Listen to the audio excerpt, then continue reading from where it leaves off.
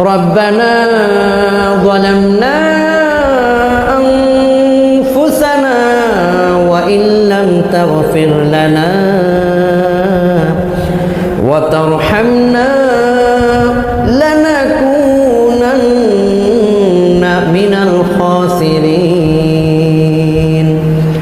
ربنا ظلمنا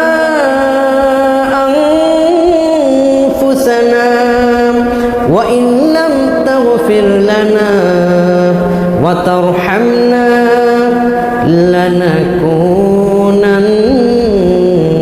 من الخاسرين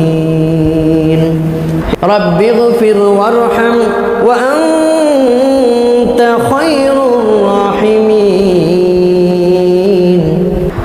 ربنا فاغفر لنا ذنوبنا وكفر عنا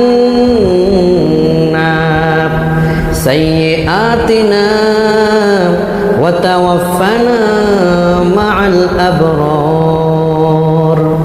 আল্লাহর কাছে আপনি বলছেন, হে আল্লাহ, রব্বানা ফাগফির লানা, হে আল্লাহ, শুধু আমাকে নয় আমাদের সবাইকে আপনি মাফ করে দিন। আমার স্ত্রী, আমার সন্তান, আমার আত্মীয় প্রতিবেশী সবাইকে আপনি মাফ করে দিন। এভাবে যখন আপনি দোয়া করতে থাকবেন আল্লাহর কাছে, আল্লাহ রহমতের দরবারে জরিয়ায়, আল্লাহ রহমতের দরবারে জোশ পয়দা হবে।